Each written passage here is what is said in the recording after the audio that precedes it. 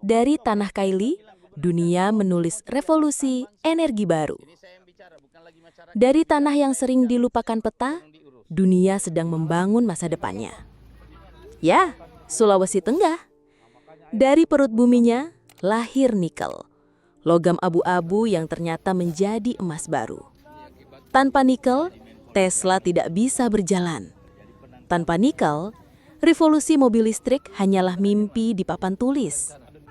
Dan tanpa Sulawesi Tengah, dunia kehilangan salah satu rahim energi terpentingnya.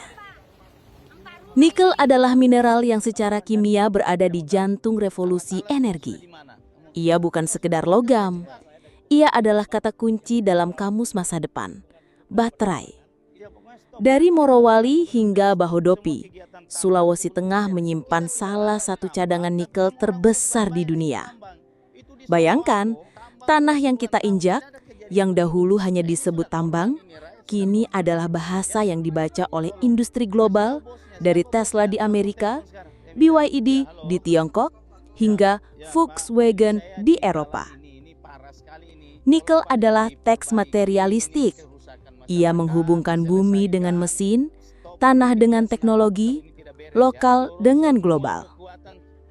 Hari ini, dunia berbicara tentang transisi energi, tentang bagaimana minyak fosil harus diganti, tentang bagaimana krisis iklim menuntut kendaraan yang lebih bersih. Dan dari Sulawesi Tengah, Indonesia ikut menyodorkan jawabannya. Pikirkan, mobil listrik yang melaju di jalanan Berlin, New York, atau Shanghai. Mungkin baterainya disuplai oleh Tanah Kaili. Inilah ironi sekaligus kebanggaan. Daerah yang dulu dianggap pinggiran, kini berada di tengah panggung global. Namun, di balik gemerlap nikel, ada pertanyaan filosofis. Apakah bumi kita rela ditelanjangi? Tidak ada lagi peri kemanusiaannya mereka menggunakan daerah kita ini. Sekarang kami mau tegas, tidak mungkin. Presiden pasti akan jaga kita.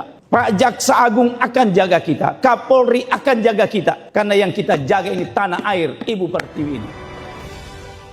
Apakah bumi kita rela ditelanjangi demi ambisi dunia? Apakah masyarakat lokal akan menjadi bagian dari pesta, atau hanya penonton di luar pagar pabrik? Inilah paradoks materialisme modern. Bumi memberi logam, manusia mengolahnya, dunia menikmati hasilnya. Tapi sering lupa, tanah itu adalah rumah orang lain. Jika biji nikel hanyalah angka ekspor, kita hanya menjadi penambang dalam sejarah. Tetapi jika ia dikelola dengan etika, dengan kearifan lokal, dengan keberlanjutan, Sulawesi Tengah bisa menjadi simbol bahwa teknologi dan kemanusiaan bisa berdamai. Nikel bukan sekedar mineral, ia adalah narasi. Narasi tentang bagaimana sebuah tanah kecil di Indonesia bisa menentukan arah dunia.